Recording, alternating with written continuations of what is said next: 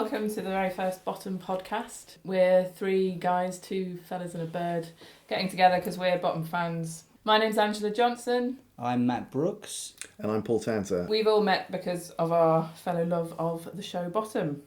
So we're gathered here today to talk about the very first episode, Smells. And I think Paul might be giving us a bit of an intro to the show's plot for anyone who needs a reminder. First episode that went out was Smells, which went out on the 17th of September 1991, back when I was 11 years old. I thought I would do the synopsis for this from the iTunes thing on my iPad. I looked at Wikipedia, but it's a bit long. So like people have literally gone to town writing out every single bit. I want to add a little bit more to the plot. Yeah. Okay. To sum up the first episode, which is Smells, Richie and Eddie return home after another depressing night down the pub, trying to pick up women and failing miserably. Richie is beginning to think that he's never going to get the chance to do it until Eddie suggests that he puts an ad in the local paper. This idea revitalises Richie, and he begins to read through the dating pages of the local rag. There he spots an ad for a pheromone spray that women are unable to resist. This is something that appeals to him even more, and the two of them decide they're going to have to try this out. That's the synopsis. What this entire first episode comprises of is them coming home, reading the paper, looking at the Lonely Hearts column, going to the sex shop, and then going to the pub to test out the pheromone spray. That is the entire plot of the entire first episode. Sure. And it is one of the best episodes that they could have opened with. It's a very strong start, isn't it? Yeah, definitely, and the fact that there's blasted lesbians everywhere. Because, of course, they don't get off with the girls, despite their best efforts at wafting the spray towards any female. And that's true. That is their best effort as well, so that's pathetic. It's wonderful. But that's what's wonderful about Bottom and sitcoms in general, is that you know that the characters can never win. Yeah. And this is a brilliant setup and smackdown of all their hopes. It would be remiss not to mention Rik Mayall and Adrian Emerson's previous work, which of course is probably most famously The Young Ones. So like that was always going to cast a very long shadow over anything they did after that, especially if they were doing it together. What was the gap between Young Ones and this? So Young Ones, I think the first Young Ones was 84. Then they did Filthy Rich and Cat Flap in 87, I believe.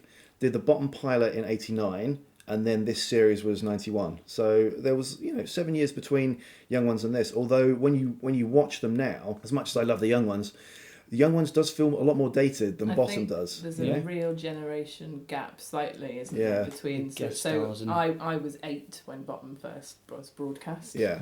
And I think there's sort of generation just before that have much more of a sort of fond memory of the Young Ones. I have arguments with many people about which is better. Yeah. And I believe that Bottom was better than the Young Ones, but I can see, I love the Young Ones, I like watching it, but you're right, it has dated that little bit more. Yeah. Because it was highly political, wasn't it? Whereas in a way, it didn't achieve anything, but yes, it was political in the sense that take that Thatcher and all that stuff. They mention the Tories and various politicians in Bottom, but it's never really having a go at the politics, is it?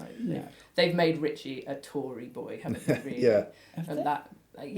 My mum used to make sandwiches for the I think Richie is a very sort of frustrated wannabe conservative who would never be accepted. Of course, because he has illusions of upper class, doesn't he? So. And I think that's the one thing that Bottom really does well, is the class divide. The aspirations to reach above where you are, whereas these guys are on the bottom of the heap, as is and has been said by Rik when he was interviewed. It's kind of like, it's a double meaning, because it's bum humour, it's farts and that stuff, but also it's because these two guys are literally at the bottom of the heap. I think at one point in an interview he said Young Ones was about your teens, and then he tried to kind of like to shoehorn in Filthy Rich and Cat Flap in there, saying that was about your 20s. It wasn't really, it was about like their kind of entry into the world of media and fame and stuff. And then Bottom is about your 30s, when there's fucking nothing and it's depressing and life is shit. Where we all are now. In our 30s, where life is shit. That's why we've all got together to talk about Bottom now. The reason we waited till it was appropriate.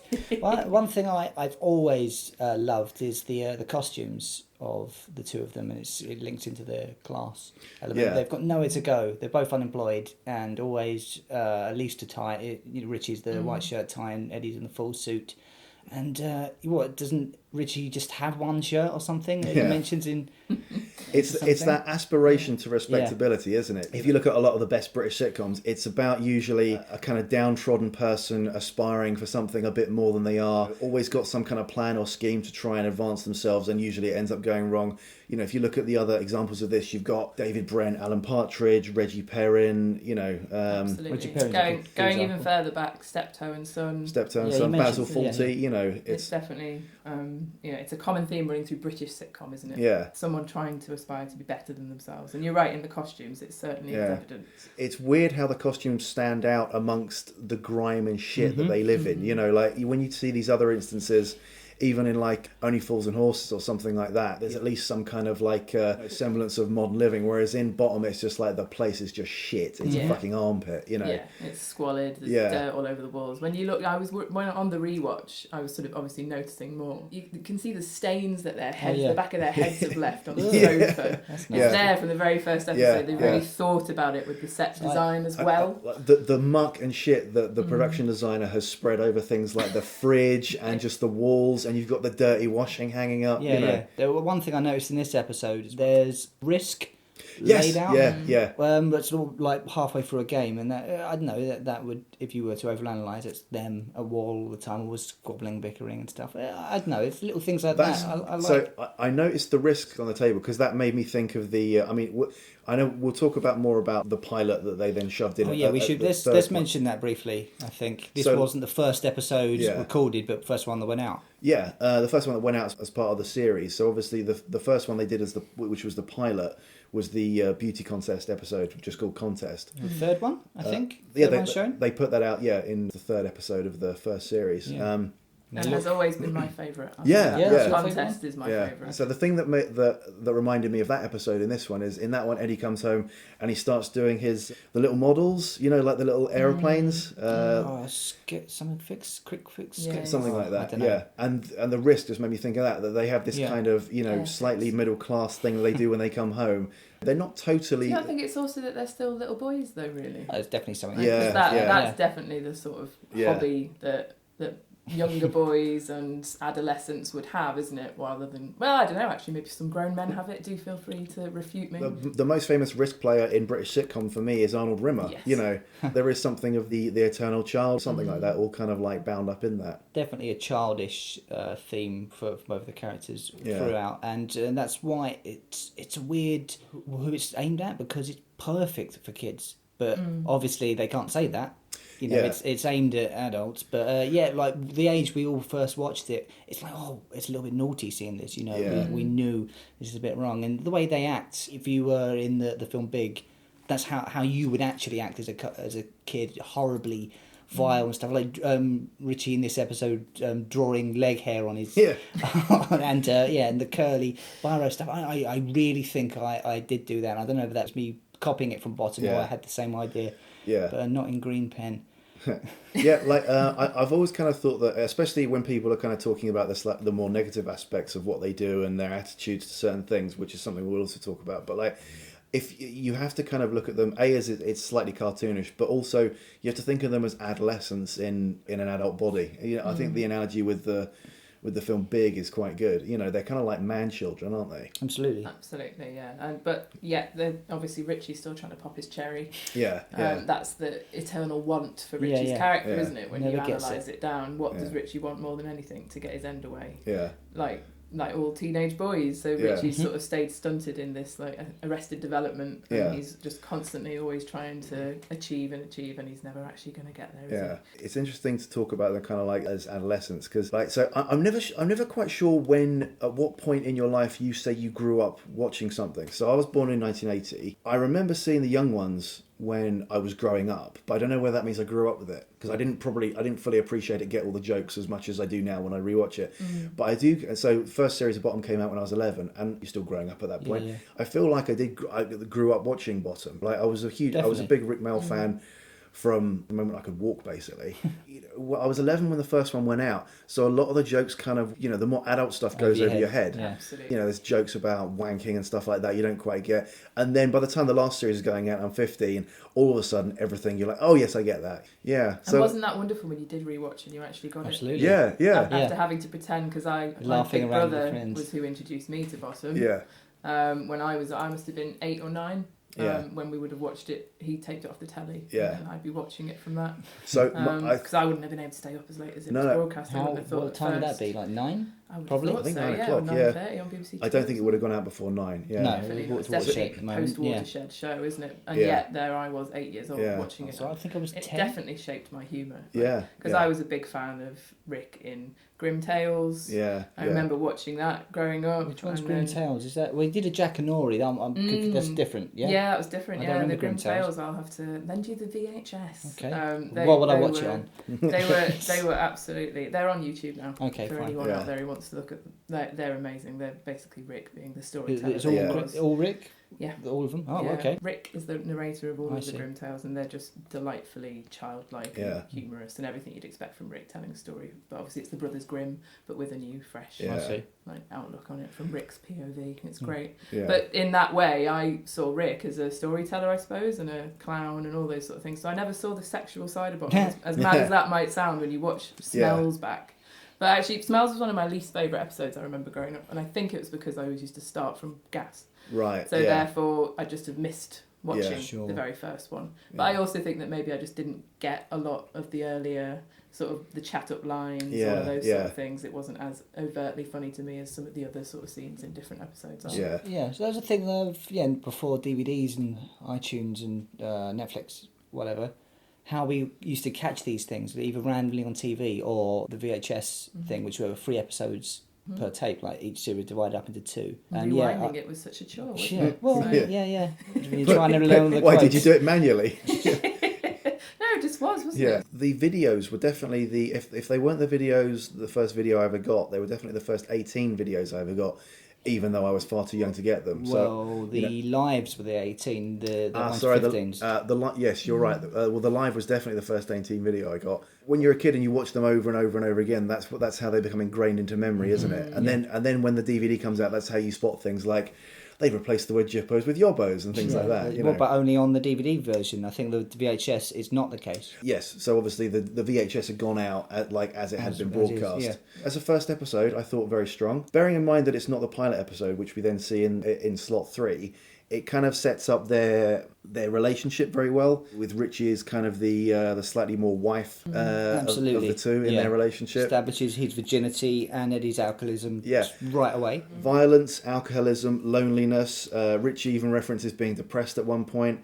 Isn't that funny? Yeah. But also, and then he's got his monologue talk about how lonely he is, how there's all people out there doing it. And that's one of my stand-up moments from Smells, I think, that entire monologue. Yeah. I used to just absolutely love watching that. It's so tragic, but it's just beautiful as well, isn't it? How he then convinces himself from going from no one will ever do it with me to, hey, maybe I could fill in, maybe I could make a bit of money out of it. And then convinces himself that even though no girl has ever slept with him, suddenly he could start charging for it. That's the eternal optimism that comes from Richie, isn't it? That he'll believe his own naivety. And he's about to tell Eddie that he's had this great idea, And no one's ever thought of this before, Eddie. Yeah, I could even charge, And it's just, that's brilliant. I mean, obviously not harping on about Steptoe and Son, but there was a lot of those sort of monologues that came from Harold. Yeah. And I genuinely think that Rik must have been a huge fan of Steptoe and Son himself growing up. And must be a huge influence. Similar living conditions of the two as well. The living conditions, the grimy shit, the absolute garbage they're living amongst, but also their relationship of, again, it's that kind of slightly classic British sitcom thing of two people trapped together who shouldn't be together or don't want to be together, and they love each other in a weird they have to love each other because they need each other. And whether it's Del Boy and Rodney or Dave Lister and Arnold Rimmer, or even in Porridge, like Ronnie Barker and Richard Beckinsale, it's people trapped, but as you say, who kind of can't function without each other as well. There's a fine line between love and hate, and that's where the violence comes in, isn't it? Sure.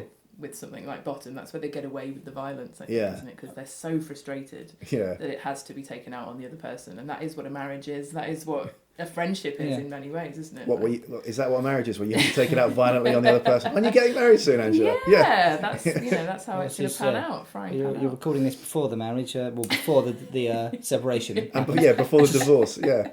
You know what I mean? The idea that the person you're living with, whether it is that you're married, whether you're siblings, whether you're family members, you need to let out your frustrations on that other person. And they actually say it in Smells, don't they? Like, we don't have to take out our frustrations on each other. We're going out and pulling some birds. Let's take our frustrations out on them. That's hilarious in its own. It's horrible, the line. Really. It's a horrible thought, isn't it? But violently fuck them. Yeah. That genuinely is what it is that they're getting out when they're punching each other, and that's where the cartoon. Yeah, it's their frustrations. It's the working out the frustrations. One thing I noted when I rewatched it is that they must have had a very distinct idea of the universe the world they wanted to set it in. Because the episode that was the pilot starts with Richie at a window with rain running down it, and in this one, although Richie comes to the window again and does his monologue about being lonely and not having any sex, opening shot of this episode starts on a rainy window, and then they come in through the door, and we go with them, and I just thought there's something about that. You're trying to set this kind of depressing world where it's all you're always being shat on. He goes on about his raincoat fairly often as well, and putting it on. It's mentioned a lot. So having the British obsession with the weather then feeds into your mood, doesn't it? That's the key, and as you say, it's said throughout the series. You can't make drizzle balls, and like, why is it never snow? And it's just raining the whole time, even if it's not raining outside, it's raining sort of on them. It's that classic thing of like a Charlie Brown moment where like a cloud appears over their head. Above the cartoon character, and it's raining just on them. What would you say they get from each other in the relationship? Obviously, Eddie gets somewhere to live, and he gets somewhere to live and gets someone to abuse. Yeah, he gets a victim to abuse. Well, Richie does annoy him a lot. I mean, do you know what I mean? Like, I don't ever think Eddie's like, oh, you're unreasonable for losing your temper over that. It's like he holds his temper quite a lot, I think. Yeah. Being a fucking arsehole here, mate. And any time that Richie gets given a genuine opportunity to make friends, he'll be like, all right, you guys stand in the corner, you've not been invited properly. It's like, well, you're your own worst enemy, Yeah. And obviously Eddie seems to, I don't know, he takes a lot from Richie, but what does Richie get from that other? I guess Eddie's the only one who sticks around long enough to stand him enough. He can't stand him, but he's the one that can stand him more than anyone else. Yeah. Because he's living rent-free for the rest of his life. Yeah. That is the key, isn't it? I think Eddie is perpetually sort of with Richie because he has to be there because he needs him financially, I suppose, and that's where it's kind of insinuated that he's not paid rent and all of those things that you sort of think, that must be what it is. But I do think that he genuinely does have an affection for him if you were to burrow down beneath the surface, but you'd have to go pretty far down probably. Richie's whole relationship and attitude with Eddie is probably summed up in a later episode where he says, we're good friends, and there's been something I've been meaning to say to you for the last 25 years. Yeah. I hate you, I hate you, I hate you. Yeah. You're like, we're good friends, you're my best friend, and I fucking hate you. But there's been something for the last 25 years, so right from the beginning, I hated you. Yeah, my best friend in the whole world is someone I fucking hate, because you're literally pretty much the only person I know. Yeah. Yeah.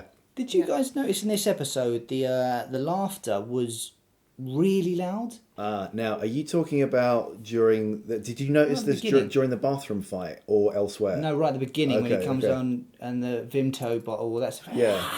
I thought that when I was watching the bathroom fight. Okay. The only reason I kind of noticed it is an interview where Rik and Ade go on Jonathan Ross's show to plug bottom, and the clip he shows is the bathroom fight, and afterwards they go, oh, that's the only scene we didn't actually shoot in front of an audience.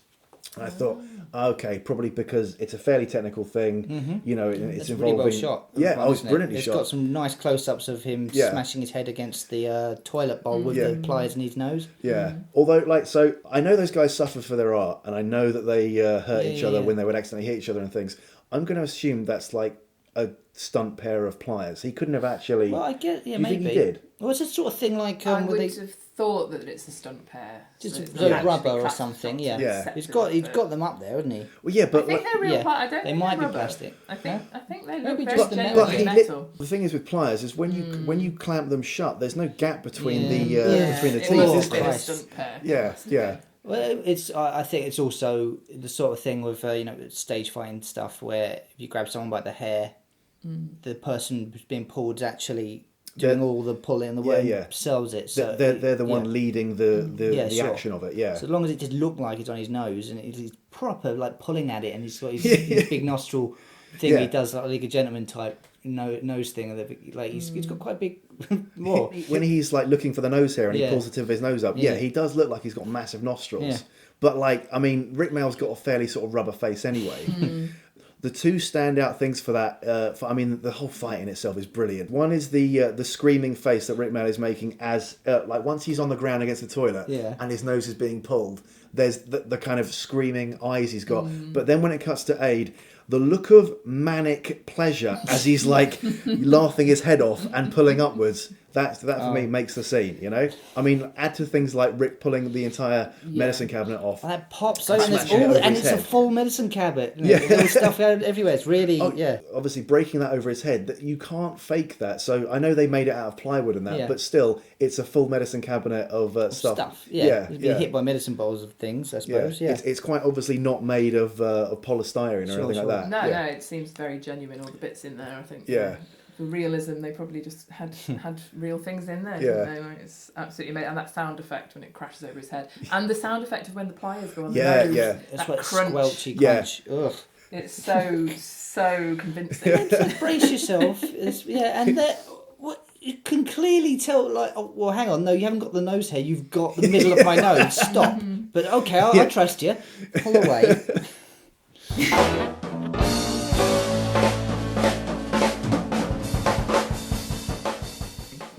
We've skipped over one of my favourite moments for this episode when they're going through the Lonely Heart column. Yeah. The first thing, when he's like, oh, gay, oh, busty, raven-haired, millionaire-ess, gay. I don't think millionaire-ess is a word. Millionaire, surely. There's still a millionaire. Millionaire-ess used to be a word. So it's a millionaire. Or if you're a girl, you're a millionaire-ess. Yeah. I've never... Well, that's weird. Yeah. and widow as well. Widow. Yeah. Widow. Licks his lips. Oh, that's horrible. That's horrible. But yeah, no, my favourite moment, one of my stand-up moments is the Foxy Stoat on the prowl stuff. Right, I've always found that the Foxy Stoat thing is that, you know how that there are things where if someone recognises what you say, you know that they're a fan of that thing, but it's a fairly obscure thing. Yeah. Foxy Stoat is one thing that if you say it and someone else's eyes in the room light up, you're like, that person's a bottom fan. Okay, you get it. Absolutely. Those two words had never been paired together before, I think. Especially, and then if you add to that the minky, musky, sly old stoat, that that you're in the presence of someone who knows truly the quotes from Bottom at that point. Absolutely, and that just shows their love of language as well, doesn't it? Like, just like playing with words, and how ludicrous it is. And Richie actually says, "This is ridiculous. What do they usually write?" Because his mind has just gone off on this crazy tangent. That's so that's something he does in this, which they do more and more in other episodes, where he just goes off in his own head. And suddenly it's stream kind of consciousness. It's stream of consciousness stuff. And when you consider like a lot of like comedy shows, like you look at them and go, oh, that's really well written, or other ones you go, oh, that's very good physical comedy. Bottom really combines them both. They have so many well written bits, wordplay, gags, all those kind of things, but it's combined with the most brilliant physical comedy. I mean, in this episode, the fight is a kind of good example of that. But then even things like later on when they're in the pub and he's like doing the wafting towards the girls, or Richie is behind Eddie miming the Johnny, which has now become the universal symbol for the charades. Condoms is just fantastic. Isn't it? Just brilliant physical comedy. I think I learnt the word Johnny's from Johnny. that. Where's that I come think from? I'd known what Johnnies were until that point. What does that mean, Big Brother? And I did ask my brother what a condom was, and he did tell me. I was probably about 10. He didn't show me. Yeah, it's getting a bit silly now. He just told me. But primary school is when you learn these things, though. Yeah. And I think, therefore, watching bottom wasn't the most outrageous thing ever. And my parents didn't seem to have a problem with us watching it, and I don't know whether they'd not seen it and didn't know the full content. But, you know, that's in the playground is when you ask these questions. What's a lesbian? What are condoms? What does it all, like, you know, what does all that mean? What does doing it mean? You know, and like Rik and Ade, like, I've often said, like, Rick's kind of my comedy dad in a weird way. And I look up to him as an idol, and I learnt a hell of a lot about the world and comedy from watching the shows that Ade as well, but Rick's always been my favourite. Sorry, Ade. You know, but I think a lot of people feel that way because Rick's more of the clown, isn't he? And he's, you know, obviously the straight man doesn't get as big a laugh. I've got to say, Rick's my favourite, but I had always found growing up that more people preferred Eddie, and I just no criticism towards Eddie, but I always found that weird. I thought, surely it's Richie's your favourite one. It's he's the standout one. Yeah. It's funny, isn't it? Because you're with Eddie a lot of the time when he does his little looks at camera and his sighs. Yeah. And, you know, you're with Eddie watching Richie, but you sort of enjoy the comedy from Richie a lot more. But if Eddie wasn't there, it wouldn't work. So that's why you need the pair. Yeah. But Richie's always been my favourite of the characters. But you're right. A few people have said, no, I like Eddie. That was bizarre to me. Because how do you feel about it, Paul? Are you Richie or? I mean, I grew up being a massive Rick Mayall fan. I mean, I always loved Adrian Edmondson as well, and still do. It's that thing of like Rik Mayall was always like the eternal child. So as a kid, you kind of identify with him. You know, whether you're watching him on like Jack and Ori or on The Young Ones or you know anything else you see him on. In Bottom, he's obviously the slightly more outlandish character. He's the slightly more manic one. Eddie's not like the straight man because there's no straight man in the two. Isn't. But out of the two, he's more the straight man. Yeah. You know, he's more the one who's kind of exasperated while Richie is going manic. But at the start, he certainly was more, wasn't he? Yeah. So, and then they developed it. But by the third series, both characters were more similar to each other than they definitely were at the start. At the start, there's a distinct difference between the two of them. You know, Rik Mayall and Adrian Edmondson wrote Bottom as a result of when they were doing Waiting for Godot together on stage. Did you know this? Oh no, I think I think they did Waiting for Godot between series 1 and 2. I've seen an interview with them talking about Waiting for Godot, and I think it was off the back of Bottom.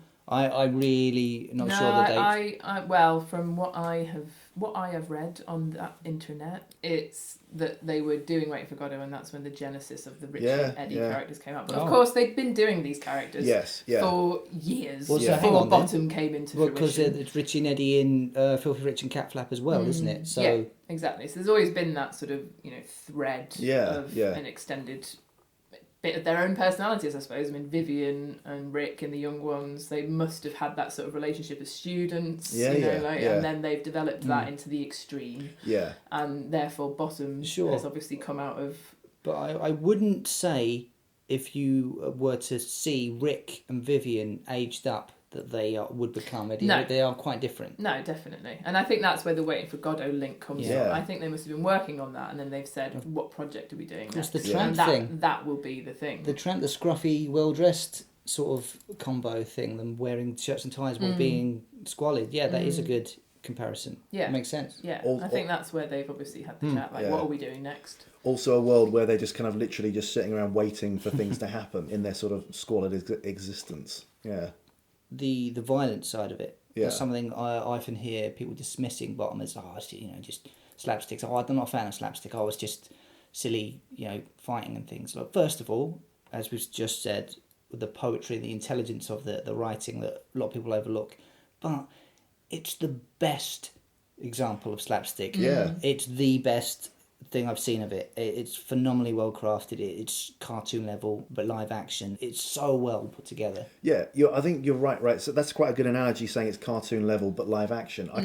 I can't think of anything else comedy wise of that level. I know there's like other slapstick, and there's like Three Stooges, Buster Keaton, Laurel and Hardy, and there's often a lot of physical comedy. But to take it to the nth degree that Rik and Ade do, with the level of violence, but funny violence because it's cartoonesque, It's kind of that thing of, you know, there's never really a consequence to it. Someone gets hit, but they get back up. People don't die, you know, like even in the later series, legs get cut off with chainsaws and then sewn back on. There's never like the consequence of it, but it's just so fucking funny, you know? Yeah, just it's a superb kind of orchestra of violence, isn't it? Yeah. Throughout every episode, you've strung it all together, all of those scenes, but they're so well choreographed. Yeah, it's an art form. Plus the use of things, you know, like the sound effects. It's almost like a deliberate use of the more cheesy, bad aspects of sound effects. You know, the ones that you wouldn't quite expect things to sound like when someone gets kicked in the bollocks or their septum gets crunched by a pair of pliers. It's ones you haven't heard before, as it stands out.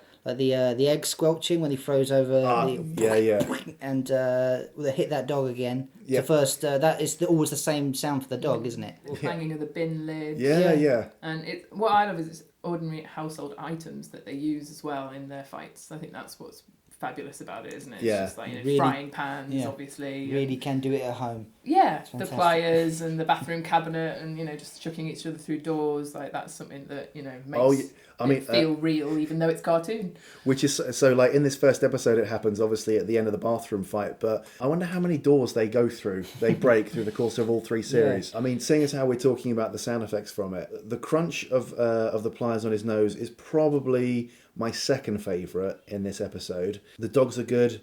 Eddie shaving his tongue is awesome. The hitting of the egg hitting the frying pan. But my favourite one, and I dare you to find a better sound effect in this episode, is when Clive Mantle twists Richie's bollocks. It's like a sort of popping noise. It's fantastic, isn't it? Yeah. I mean, I'm not a guy and I went. It's superb. I think his role is down on the cast as tall man or something like that. Yeah. He was in Casualty, wasn't he? That actor. Yeah, that was Clive Mansell, who was a doctor in Casualty and also Dawn French's love interest in The Vicar of Dibley. Oh yeah. It annoyed me when he sees him again in the toilets. Yeah. And he's like, I'm going to do it to those two birds at the bar. And he's like, you're going to what? I'm like, well, he's clearly not talking about your wife. Yeah. It's like, why are you annoyed? Why are you... It never made sense to me, that bit. Maybe he's annoyed at the disrespecting of women. You see, it did look like a left-wing type, he's still a meathead, but I think he's obviously been riled up by him already, and already had the, you know, sort of, you know, twisting of bollocks and stuff, and he's still not learnt his lesson. So, you know, of course he's going to twat him against the condom machine in the toilets, but it's a plot device as well, isn't it? The condom, that cartoon element of Rik hitting the condom machine and all the condoms flying out as well.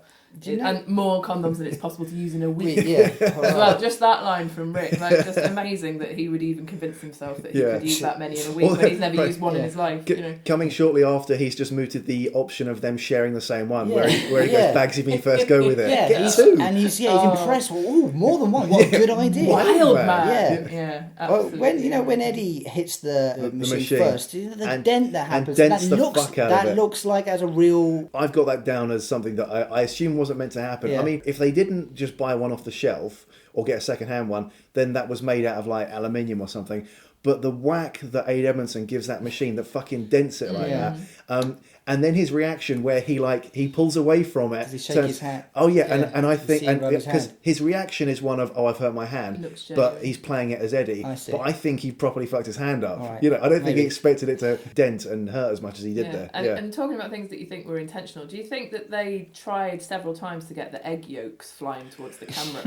Because that one that flies just perfectly in front of the camera is just it's the curvature of the pan, isn't it? It's weird. It doesn't look real at all. Hits in, slides up, and then it's weird, with that sound effect. And then the second one he misses and hits the hob ring with it, doesn't he? Sure. But I wonder whether they did a few goes of that. And also for geeks out there, I was watching this with sort of fresh eyes, and Ade has picked up the eggs before Rik asks for them. I don't know if you noticed that. I noticed that. I was like, right, okay. He's already holding the egg before, because he says Friday night fry up, and then he's already reached for the eggs before he says chuck us a couple of eggs, would you? And I mean, it doesn't matter. I only watched it on, you know, it's only he's just holding the first one before he says chuck us a couple of eggs. But of course, you know, for it to be that quick, he'd have to be, wouldn't he? So you know, we'll forgive them for that. But the lard. That scene has given me one of my favourite lines that I use when I'm pissed ever, which is "I'm hungry but I'm too drunk to cook." But that lard, I mean, I always suspected it was real lard, but this was confirmed when Ade Edmondson, at the end of last year, did an online interview with The Guardian, I think it was. And someone asked him, was that real lard? And he said, from what I remember, it was. And then said something like, you can't really fake that, can you? I'd always assumed it was because of the look on his face when he's got it in his mouth. And the way he's doing that thing where you try and keep your tongue from touching the roof of your mouth because you don't want to taste what's in your mouth. Yeah. You know, there's that kind of horrible, disgusted look where you're trying not to gag. Yeah, a lot of the girls listening might know what that feels like. Yeah. No, we all know what that's like. No, but that's another case of suffering for your art, isn't it? Like, for Ade to just be like, well, yeah, I better just eat some lard because they must have discussed it, you know, and what else is going to look like lard? Nothing, so it'll have to be lard then. Not, you know, we'll do something else, but it won't look quite as convincing. But even the way he says lard, is there a better word to say than with lard in your mouth? Yeah. Like, lard. Yeah, I can't quite pronounce the hard D, but or the L, but lard. Yeah.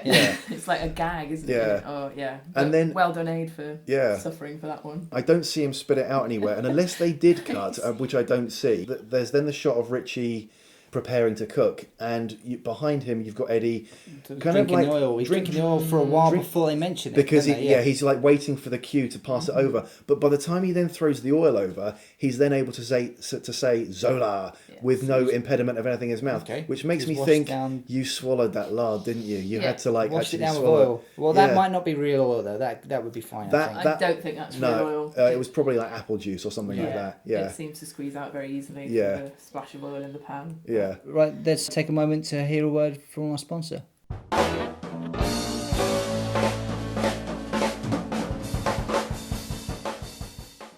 Welcome to the village hall, and we've just been talking about stork, Marjorie.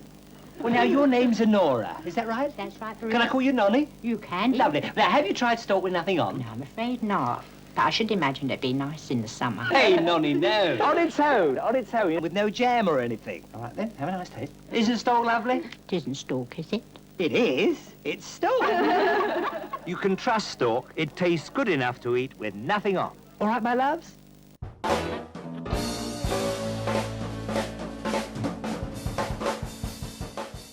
Matt, you mentioned the Lonely Hearts column thing. Sure. Say like Bottom hasn't dated like the young ones. I mean, it kind of hasn't dated. That's OkCupid now. Yeah, or Tinder, whatever. That's something. It's weird, isn't it? That you know, like so you get Eddie saying "sad old git section." Yeah.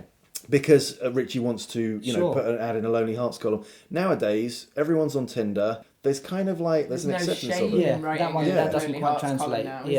It does stand up against the test of time, I think, in Bottom, the Lonely Hearts column and everything, because it is just so funny still. You can understand the concept. Because the ludicrousy of him, thinking, sly old fox, that is ludicrous no matter what age you're in, because chatting up women, all the words they use, like crumpet and bird, and hello little baby, just trying to actually chat her up face to face, like you're cringing for him because it's just not going to work, that will never change, I think, because people will always be going out on the pull. Whether or not pheromone sex spray has been advanced. Doesn't work, trust me. Does it not? No. I've never. It's just a weird. Right, so that's something. Yeah, we've not talked about this scene at all. Was the sex shop? Right, I'm glad you brought that up because that ties in a bit with the idea of things that weren't seen as acceptable then or seen as seedy then, but are very acceptable now. Everyone's on Tinder now or OkCupid and stuff. But add to that, there's an Ann Summers in every high street. There's no like shame in going and buying, sexy stuff anymore. Or I realise there's still kind of like the shops of Soho though. I still wouldn't want my mates to see me coming out of there holding, a dildo. Yeah. Right? Obviously, you'd want it in a bag, but 5p's a lot of money. But if you were walking into a sex shop, you'd still look around you and hope that no one you know would see you, I think. I think the embarrassment factor of Eddie going in and having to ask for it under his breath. Richie's waiting outside, isn't he? Like just nervous. And can you get out there? Hovering in the doorway, like that is something that I think could still carry. But also, all the videos that people would used to go into sex shops to buy now, no one needs to because you could just go on YouPorn or, the internet has actually put pay to a lot of the business that used to be sent their way because you can order anything you want online now. Men of science can get what they like without having to actually face the shame of looking at the shopkeeper and not have to deal with horrible shopkeeper. I have to say, I always thought that shopkeeper was a terrible, terrible salesman. It's like, oh, that sex play for inadequate men. It's like, well, Christ, mate, fucking hell, I'm your client. And literally laugh at him as he leaves. Yeah, but that is the purpose of the comedy, though. Yeah. No, it is. Yeah, when you think about it, he can't be making much business if he's actually. No, but if you, I mean, like, let's assume he's not the owner. Let's say he just works there. Do you think though Eddie and Richie have been in before? Oh no, I assume that's the first time they've been there. Do you think? Yeah. If you were to work in a shop like that, you'd be sick of all day. Like 99% of people who walk in the door, walk in, have a little look, and then leave without buying anything. Teenage boys. Teenage boys. So that's exactly what Eddie and Richie are like in that scene, aren't they? Sort of like teenage boys and older men. Yeah. Because so that's what annoys him. What's that thing he takes as he leaves? Oh god! It's some kind of bondage thing. I'm not entirely sure. I couldn't possibly say, but it's some sort of bondage thing. Yeah, no chains and leather. The idea of sex it's like, oh yes, this turns me on. I've not shown any kind of interest in this side of things before, but If we're talking about the things that are the props that are on display in that shop, obviously the best thing in that shop in terms of comedy is the dildo, which Richie clasps his fingers around very firmly when saying we are men of science. Like you do see that briefly in another shot when they cut to the other guys after he says the "isn't it, sir?" and he goes, "Oh, I don't know anything about this," and they cut to the other men's reaction. You see it briefly, but when Richie walks up to it and grabs it, it's like such a perfect reveal of it. Camera pulls back slightly, fingers around it, and then his double take is absolutely just perfect. To the point that has now become a GIF online. Yeah. I'm glad. Yeah. But why is that there on the end of that? It's so ludicrous that would be the display. It, another thing that's on display in that shop, and I'm not saying this in a way of like, I don't know why they would have these things. I genuinely don't know what they're for. Behind Kevin McNally, who plays the sex shop guy, are large pairs of rubber black gloves, but that go up to like the elbow. Okay. Now they look like the kind of things that you would wear if you were like birthing a cow or something like that. I don't know what you would use them for in a sex some sort of like situation. Rubber fetish type thing, something like being ranked off with big rubber gloves. I couldn't possibly say. Yeah. I was kind of hoping one of you might reveal yourselves there. I can only imagine it must be like a fisting thing, but then it must be just leather and rubber fetishes. Like, surely rubber would be the last thing you want to wear because it would catch, wouldn't it? I mean, you'd have to properly lube up the gloves. Maybe they're latex gloves to look like. I doubt they put as much thought into it. Maybe they are actually gloves from an old show of the BBC, like maybe, What was it? Vet's Practice. What was that one? That one that used to be on. Can't remember what it's called now. But anyway, it could be that they just use that from the old props department. So obviously, the real reason is for pacing reasons and comedy. But why didn't they buy condoms in the sex shop? That's a good point, actually. Also, like, would you buy condoms in a? Of course you could. I'm sure you could, but would you? Because you can get them elsewhere. You've got to face the embarrassment of doing the sex spray anyway. Yeah. Well, it's not more embarrassing to ask for condoms. They're only buying the condoms in the moment of having spotted the birds, though, aren't they? Well, they do say we'll get some. I think they plan we'll get some down the pub. I think they say it beforehand. Right. So. Oh, hang on. They say that after they've got that, so they haven't thought. They just haven't thought ahead. They go to the sex shop. They come back. They spray a bit on, and then he says, "Where's those rubber johnnies?" And Eddie says, "We put them on our heads when Norman came around with that sherry." Okay, and at that point, that's thrown up the now we need to get some rubber johnnies. Right. Okay, we'll get them in the pub. He thought he already had scene of the gents at the pub. Also, I was going to say, you're right when you say that the guy in the sex shop is the worst salesman anywhere, because they don't pay for the sex spray. Like, does he not bang the fiver down? No. Well, he puts the fiver down as a joke, doesn't he? Does he not leave it there? Does he leave it? Okay, and I doubt 2 cans of sex spray for £5. That's a bargain. Is it? Well, that's in the 90s though. You could get 2 pints for £1.60 or half pint. 80p for a Coke. The guy puts down the cans and he takes them instantly, and then they basically run out of the shop not paying for them. As I believe. But he's always laughing. He's not aware that they've stolen from him. He's laughing at them. Oh, right, yeah. Because let's go down the pub and try and pick up some birds. Yes. Oh, yeah. Aha. Rick steals the chains as well. He does. Right, so that's another thing. Literally on the way out, Rick shoplifts those chains because he. Yeah. Definitely. Yeah. So that's a definite. So they come in and he might have made £5, but he's lost two cans of sex spray and some bondage equipment. Yeah. But yeah, that sex shop scene is another example of just really well written comedy, and also an example of where they're not afraid to give the funny lines to the guest stars. To the guest stars. Like in some shows, there's a sort of proprietorial thing where it's like, okay, we're going to keep all the best gags and we'll just bounce them off you. But in this one, things like "I'd rather have a pineapple violently inserted into my rectum" is a great line. That's a very brings up the image of it in your mind instantly, doesn't it? It's, pineapple. Sorry, I didn't mean to put that in your mind's eye there, Matt. Maybe you'd wear the big gloves while using them. Whilst inserting a pineapple. Yeah, that's what the gloves are for. That's what they're for. We've nailed it. So on the subject of the condoms, another thing that's pretty outdated is flavoured condoms. Something you don't really see anymore. I will hold my hands up and say I've never bought or used any kind of flavoured condom. I bought one in Lanzarote or something on holiday. way too young, like me and like a group of friends bought some What was the flavour? To then try it. To taste it. To taste, kind of like chewing on a condom. Did it not just taste like rubber? It did, yeah. Like chemicals on rubber. Right. Yeah, I seem to recall I might have done something similar with my friends, because I will also throw in that I've never actually bought and used any kind of flavoured condom. It's definitely something that I think, again, adolescents would buy from the toilets.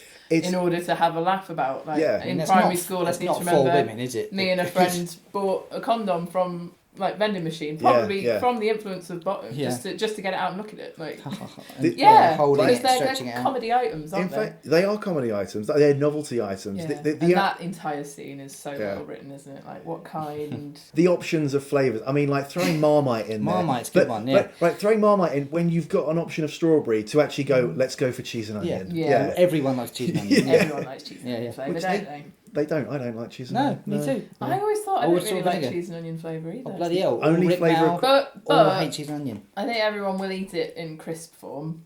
I think it's No, one of those where everyone will eat it. Well, I mean, I would eat it, but I wouldn't pick. It's not so offensive that you would, but it's just it's so funny. It is in the context flavour and cheese, anything cheese flavoured on your knob. Amazing. I wanted to bring us back round to talking about Tinder and Richie's approach to the 80 pence you've hoodwinked when Richie's asking for his 80 pence back. So it seemed so ludicrous, didn't it, at the time? But in recent years, you might have seen in the news that not quite a few, but at least one or two, I think, examples of men asking for their money back after dates. After a date. Has been brought to light. From Tinder, I think it was £3.50 on a coffee. Something like that, was the first one. And then there was another I'll donate it to charity then. So no, I'd rather have the money. I'd rather decide where I spend my own money, thank you very much. And it's just so perfectly Richie that, I mean, and the fact that it was 80 pence then is what's so funny, isn't it? But like £3.50 on a coffee like that. If that guy hasn't seen Bottom, I hope someone showed it to him. Yeah, for sure. When they come into the bar, it says something like, look at the way they're sitting. They're screaming for it. Yeah. Just completely natural, having a nice chat. And that's, so entitled and seedy and something. And that goes back to the thing of, why is he so lonely? There's the reason. There's this horrid, and like just no subtlety at all. At any point, doesn't give it a moment's thought, like a moment's wait before the second. Excuse me, not work. Like, okay now. Well, like, I mean, their attitude towards women, it's slightly archaic and it's very juvenile. It's very difficult to kind of like use a modern filter on a show like this. So, there's been this thing recently of people going, now Friends is on Netflix, everyone's going, it's, offensive. Yeah. When you look at Bottom, yes, you'd obviously look at it and go, these guys are misogynists. In some cases, it's borderline creepy. So, like, as you said, Matt, when he says, look at those women, they're sitting there screaming for it. When they get up to go, and he literally manhandles her back down and says, you sit down because you've hoodwinked AP at me. There's something slightly odd and creepy about it, but you have to view it in the context of it's a comedy. These guys are kind of caricatures. They're adolescent. You're definitely siding with the women, and they come out on top of the situation. Well, that's what they'd like, isn't it? But I think the women in Bottom, I wouldn't say that Richie and Eddie are misogynists as such. Like, they love women. They want to have it off with the women. But they objectify they are them. There's certainly objectifying and sexism, which as a kid I never noticed. And now on the rewatch, it does make you feel slightly uneasy, some bits, but then at the heart of it that these characters are caricatures, and they are actually poking fun at the ludicrous nature of how Richie and Eddie are going about chatting up birds, like using words like birds and things. Now some women just wouldn't stand for that, whereas I've never been offended by it. But I'm a fan of comedy, so I think you should never be easily offended if you're going to be a fan of comedy, because comedy should be able to tackle any subject if it's done in the right way. Because Richie isn't going out there and trying to force himself on he's her not in a very aggressive sort of way. He's so pathetic that you have to feel sorry for him. And well, they do actually have a go at mental health patients, don't they? It's so sad they let them back into the community so soon. That's actually something that's kind of offensive if you want to get offended. The idea that they're the loonies that are let loose on women in the pub. That's the 90s. Yeah, but these things did used to happen, and I'm sure do still happen. Like guys trying to chat up women and failing miserably. Yeah. That's the heart of the comedy. Yeah, it is a little bit uneasy that the women are accused of being lesbians just because they won't sleep with them. All that sort of thing. Like that's all stuff that could be very easily taken the wrong way. Did you think they were lesbians, or that was an excuse? I always thought it was an excuse. I thought they were lesbians. I thought they were genuinely lesbians because they don't say it straight away. Yeah. It's an odd one, isn't it? Because they've had the setup at the top of the episode where he actually says blasted lesbians everywhere, and Eddie says, I don't think they were lesbians, Richie, because they got off with those other blokes, remember? Yeah. But in this one, I think, in this scene, I think they genuinely were lesbians. I think they were. But then maybe they were using it as the final excuse, because that is something that you can say finally to be like, I'm not interested, besides which we're lesbians. One thing I'm glad that they did include in there, just as a kind of slightly way of showing that Richie, and Eddie, although it's on Richie for this, he's not meaning it maliciously with the women, is that when Eddie goes to the bar, you see how Richie crumbles and goes so totally nervous with his attempts at small talk, and literally gets that kind of, the sweat starts pouring off them. His voice starts breaking. Nervousness so well, didn't he? And that is Richie around women. You see it later on when he's with Natasha, but that's Richie actually with a woman. He doesn't know what to do with it when he gets there. Actually, his hands onto a woman. It's like he can't use his hands. He's crumbles on. And the isn't person. it interesting? Come on. The very first sort of that's a smashing blouse you've got on. It's there in the very first. It's not quite. It's like that's a nice blouse. Do you normally wear blouse? Yeah, it's not. I think it's the second series we first used it as a catchphrase. The genesis is there, isn't it, of what will become his catchphrase, which is odd, isn't it? Because I've never really thought of them having catchphrases, but I think if anyone smashing could pluck blouse. one out, Richie, that's on t-shirts now. I think the smashing blouse line. Why is it not on a blouse? Yeah, why isn't it? It should be. Blouses are rubbish. That's the point. No one wears blouses anymore. So he does have elements of confidence around the women when he starts talking about tiny Eddie here and I. Right. They're both eternally optimistic. Yeah. They both still think things are going to go really well, don't they? Yeah. One thing I've just thought about, it's a little bit of a dark tone for this episode. Would you say magic pheromone love spray is basically one step away from roofying women? Never thought about it in that dark kind of way. I mean, the idea is that it's meant to make them sexually attracted, isn't it? Yeah, but forcing them against their will, really, they're not genuinely attracted to these horrid. I suppose it's the modern dramatic equivalent of a love potion or something, or a love spell. Exactly what it is. It is a love potion. But in that way, it's ludicrous because obviously it's not going to work. And instantly, it smells like the drains are gone, as the dickhead says. Yes. Yeah, when he goes in the pub. Yeah. So it's so instantly like, it's not going to work. Like, what the hell is that? It's a fair point, but that would be creepy, wouldn't it, if they were going in and planning to rohypnol the birds? Then that would be wrong. Of course, yeah. Yes, let's just establish that now that would be wrong. Yeah. But no, you're right. It is the idea of sort of tricking someone into sleeping with you is something that is obviously only the desperate would do, and that's the whole point for Richie. That's the only thing that can make it okay then with this love spray thing that would never ever have worked. Didn't have a chance of working. So I think the point is that the pheromones would pique someone's interest. It wouldn't necessarily mean that you are going to immediately jump into bed with them. That's what Richie and Eddie imagines going to happen. No, I think the pheromone love spray is supposed to sort of just make you more sexually attractive. And women would maybe notice you as you walk in the pub, but I think the rest of it has to be down to you. I think that would be the brackets on the bottle. Of course, buy it. In this opening episode, the pheromone spray does work. It just works with dogs. That's true. Female. Very broad term. I didn't expect the term to be so broad. Yeah. So I think for this one, with the intention was the pheromone spray attracts the dogs, but they like the joke. So then from that point onwards, anytime they went to the Lamb and Flag, they would be being attacked by dogs on the way in. So that's something they carry on. That's another thing they start from this episode. Something else they start in this episode is first appearance of Dick, who I think is only called Dick in the first episode. They never use his surname. Yeah. I don't want to talk about future episodes, but can you believe he was only in the show 3 times? What? I really thought he was in it more than... He's only okay, so that would be that one. Okay, he's then Parade. In one episode per series. Parade and Doe. Doe, correct, yeah. He's only in those 3. Yeah. They not go to the Lamb Flag? They don't go to the pub that much more often, do they? No. I guess not. Yeah, most of the time it's in the flat. Yeah. A lot bigger cast than the average episode. Yeah. Average episode would be... So most of them are 2, so... Let's say an average of 3 per episode to qualify. Where are you getting these numbers from, Matt? You know, an expert. Can you show me? Oh, so what's the mean number? The mean number. Yeah. What does a mean? What's number your mode? mean? Yeah. What does mean number mean? I'm not sure. There are only 3 episodes at the bottom where it's just Eddie and Richie, aren't there? There is. So again, a bit like episodes with Dick Heading. I thought that there was more than that, but there's only 3. But then that's there's because sometimes, like for example, you wouldn't count a salesman turns up or something. Yeah. The camping episode. There's the flasher, no lines, but would you count that as two-hander? I pretty much would. Yeah, I'd count that as just them. Yeah. And obviously whole. The one with the TV.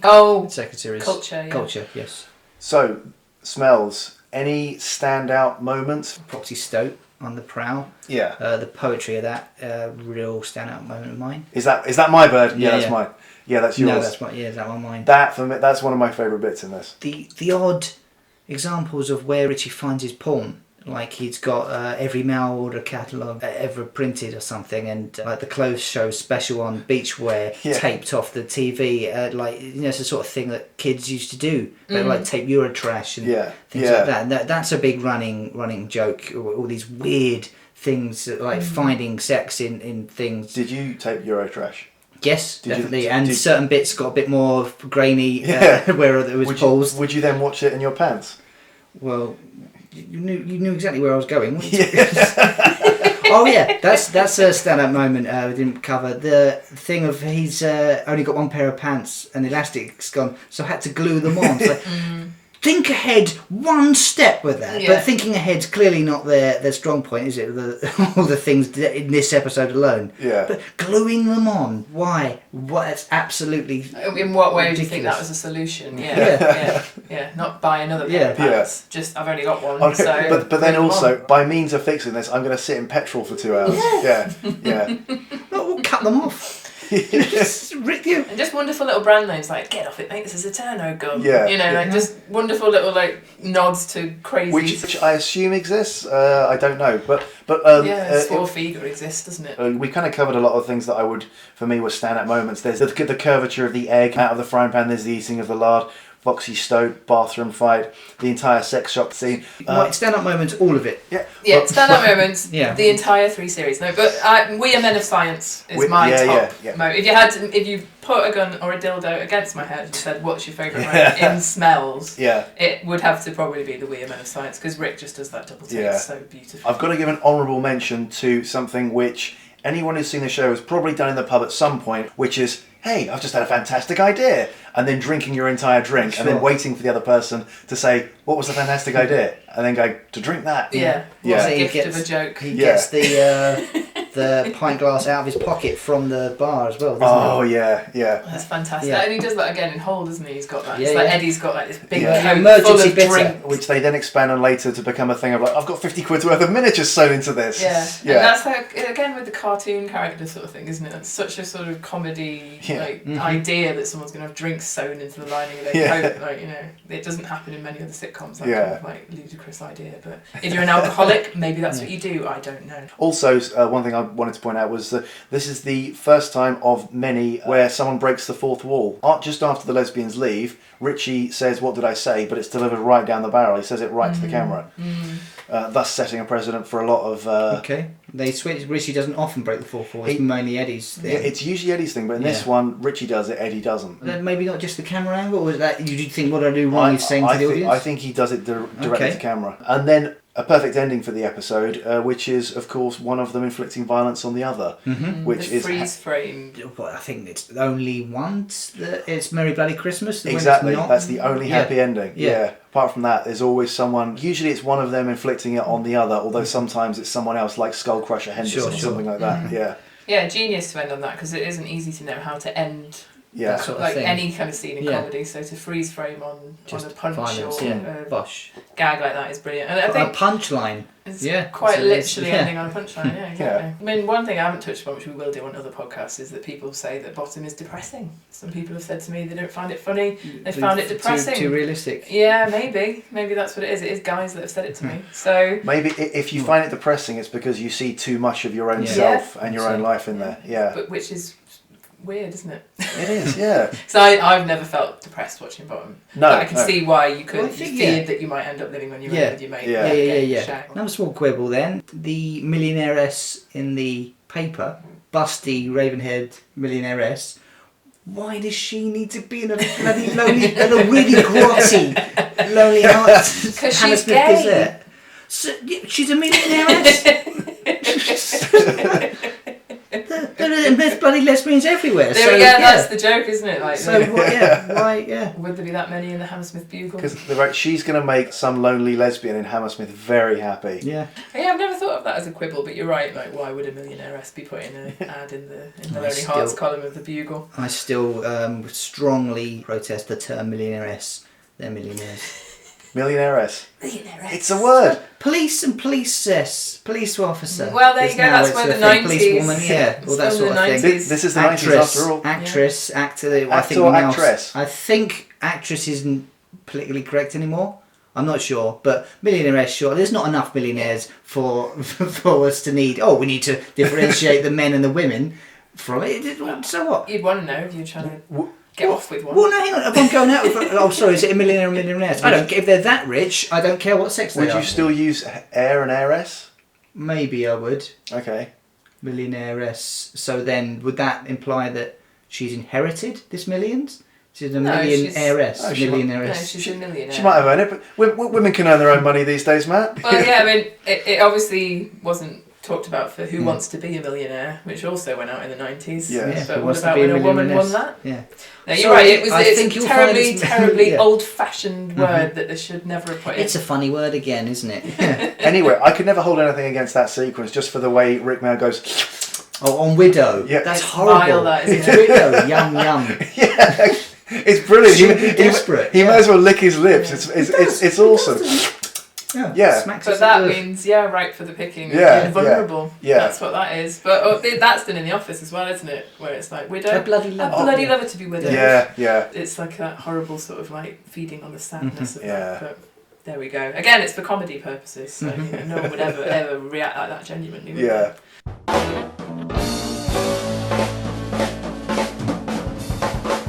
Let's have a quiz. We love our bottom trivia. This is all specifically about the episode Smells. We're going to do this, we think, every week, taking it in turns. So this week I am the bottom mastermind and you guys are going to be competing against each other. So we've got buzzers? They're buzzers of sorts. Yeah. We've decided to, in keeping with the sound effects kind of noises from bottom, we're going to do fart noises. So Matt, you go with yours. That's my one. And Paul? I'm going with...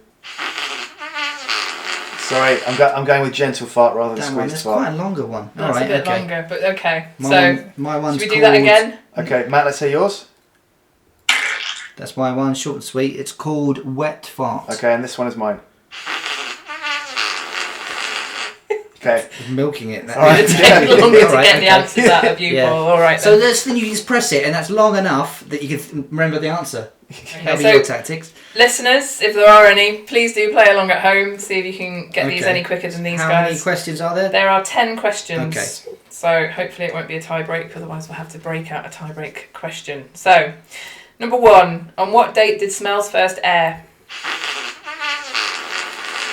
That would be Paul. 17th of September 1991. Correct. Fuck me, I had no idea. He's been doing his Wikipedia research. Did you research? I did research. Okay. Yeah, well, not specifically for this, but just right. When I was reading up on it. It's there. If you're a true fan, Matt, you would know. So on to question 2. In the opening scene, what brand of drink does Richie say Eddie used for his Eiffel Tower impression? Vimto. Matt, that's correct, Matt. Vimto. And question 3. What does Eddie say is the bright side to Richie's virginity? At least he won't receive any sexually transmitted diseases. The STDs are Matt's, right. Number 4. What does Eddie humorously rename the Lonely Hearts column to? That's Paul. Sad old git section. That is correct. Okay. Number 5. What well-known TV puppet is pictured on the front page of the Hammersmith Bugle while Richie is examining it? Sooty. It is Sooty. It's Question 80s, number yeah. 6. What board game is on the table to see when the frying pan goes off? Go on, Matt. Well, yeah, well, you mentioned this, didn't I? Risk. Yeah, Risk. That's correct. Question number 7. Why did Richie glue his underpants on? Paul? Because the elastic went. That is correct. Question number 8. The sex shop worker was played by Kevin McNally. But what other popular 90s Rick Mail sitcom did he once appear in? The... Oh, bloody hell. The...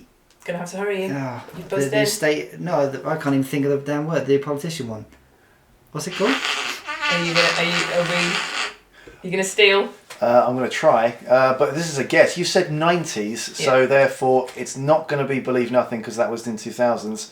So I'm going to say the New Statesman. That is correct. That's what I meant. Yeah, I couldn't. I just couldn't. This is going to come the down to the politician vote one, of this, but before I said the politician estate agent one. Bloody hell. The New Statesman. Yeah, okay. I didn't know that. And that would have been a guess, to be fair. So I didn't feel I deserved it anyway. On IMDb. Yeah, okay. That knowledge Who is did there. he play? Don't know. All right, never mind. A character. Number 9. Name the missing condom flavour. Hang on. Oh, you already know. What happened there? Hang on. What I think had happened there is both of us had remembered the condom. Yeah. And we're thinking that would be a question, and we've heard condom and both gone in. So I'm I think Angela's going to name several flavours, and then we have to see if we remember which one is the missing one. Right, Okay. I'll reset your file buzzer on that one. Okay. Right. So, banana, strawberry, Marmite, cheese and onion. Banana, strawberry, Marmite. What's the other flavour that Richie reads out? Oh! Buzz. Paul. Peanut butter. Correct. Oh, okay. Yeah, well done. Okay, let me just... So, hang on. Sorry, I sounded really smug saying that, didn't I? Because I was smiling. You smug cunt. Okay, so I think Paul's in the lead by 1 point at the moment. Fuck. So, what TV show has Richie taped on beachwear? Clothes show. Special on beachwear. Was that you that buzzed in first there, Matt? Did you, Matt? I don't I think so. I'm a point It's behind. hard to tell when they're both simultaneous farting. Yeah. Okay, it is the clothes show. In which case, let me just double check the scores. I think that's 5-all, isn't it? I think it is, which is annoying. That's more interesting. More interesting. Let's have a tiebreaker. Did you write one? No. Well. In Smells, what is the final insult that they shout to dickhead behind the bar when arguing over the tab? Usurer.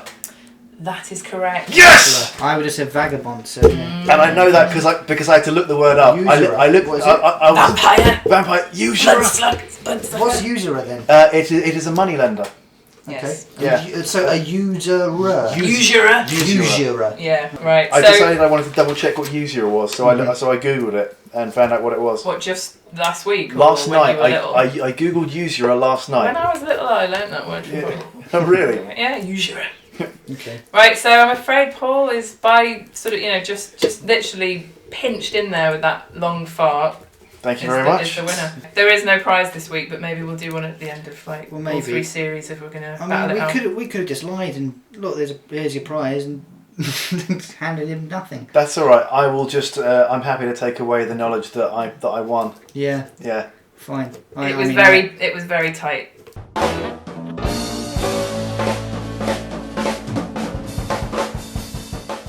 Yeah, we've got a few pages on social media and email address set up, so we'd like to hear from fans of Bottom. Please get in touch. What are the addresses of all the things, Paul? So on Facebook, Twitter and Instagram, it's all at Talking Bottom. So all just Talking Bottom on all 3 of those. Or you can email us, not on Talking Bottom, because that email address wasn't available. So you email us if you want to get in contact with 11maffickingparade@gmail.com. Do you want to spell that for us in case there's anyone who doesn't know how to spell mafficking? I would love to. It's 11, just the numbers, and then MAFEKING @gmail.com. I guess we'll put a link. Parade. Sorry, 11 Mafficking Parade. Yeah. Okay, we'll put a link in the description to click on. You don't need to spell it. Follow us on Twitter and Facebook and Instagram if you're so inclined. Feel free to send us any questions or rude memes or anything that you want to share about bottom. Yeah. Sure. Okay. So we'll be back with episode 2. We're going to put this out every week. Yeah. So next week. Next week. All right, there we are. See you then. Bye.